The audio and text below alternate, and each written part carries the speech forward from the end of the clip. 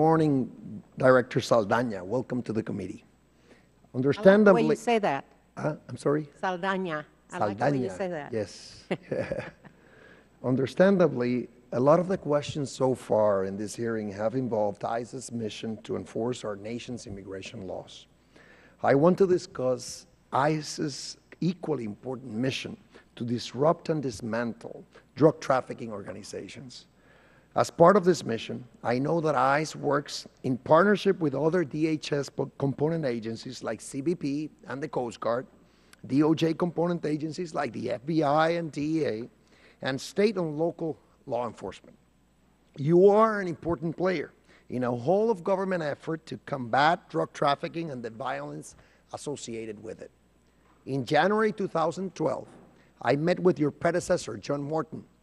Puerto Rico had just experienced the most violent year in the U.S. territory's history. In 2011, there were 1,136 homicides in Puerto Rico.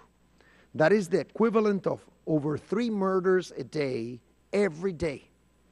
It was roughly the same number of annual homicides as Texas, which has a population 7 times greater than Puerto Rico's.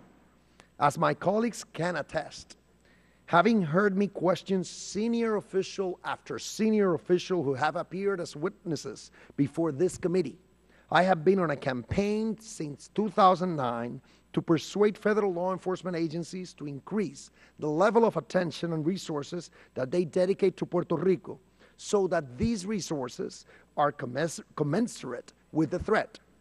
The reality was that the level of attention and resources from the federal government was, and I emphasize the word was, clearly deficient. And too often, my constituents were paying the price with their lives. Starting in late 2012, however, the tide began to turn. Under the leadership of Secretary Napolitano, DHS component agencies began to substantially increase the resources they assigned to Puerto Rico.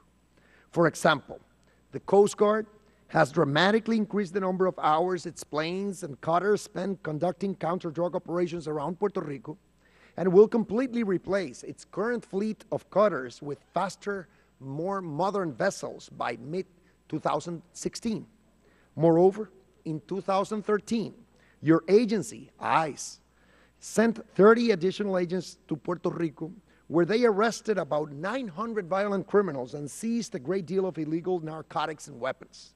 In addition, DHS assigned to San Juan a Border Enforcement Security Task Force, a multi-agency team of federal and local officials designed to dismantle criminal organizations. Furthermore, CBP repaired the counter-drug radar system in southern Puerto Rico, which had been destroyed in 2011. Along with Congressman Mike McCall of Texas, I led the successful effort in Congress to save the Aerostat program from elimination and to transfer the program from DOD to DHS.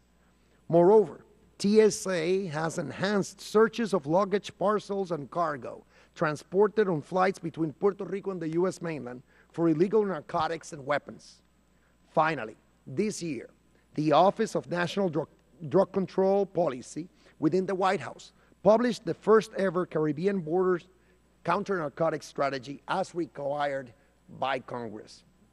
Collectively, these efforts have produced remarkable results. In 2014, there were 681 homicides in Puerto Rico.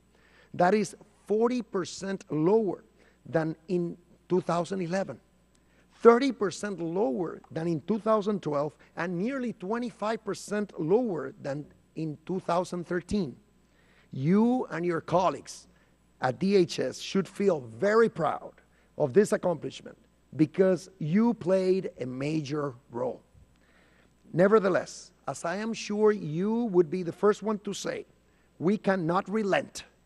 Rather, we must sustain and build upon this hard-earned success. Puerto Rico still has a murder rate that is far higher than any U.S. state or the District of Columbia, with an average of roughly 2 homicides each day. So, I would like to give you an opportunity to tell the committee what ICE is currently doing to fight drug trafficking and related violence in Puerto Rico, our nation's Caribbean border, and what plans ICE has for the future. Well, you have identified, I think I mentioned earlier, some of HSI's successes in this regard, including 32,000 criminals and 1.3 million pounds of narcotics. A substantial part of what we do in HSI, because we're focused on transnational criminal investigations, is in the drug area.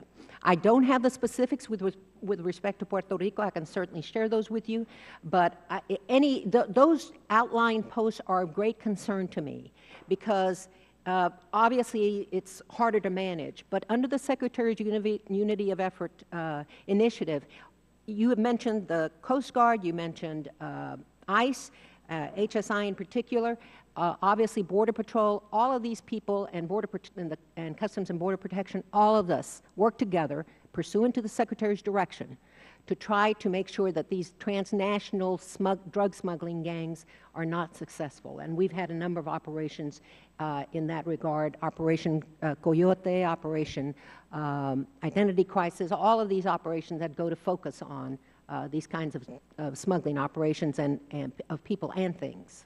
Thank you. The gentleman's time has expired.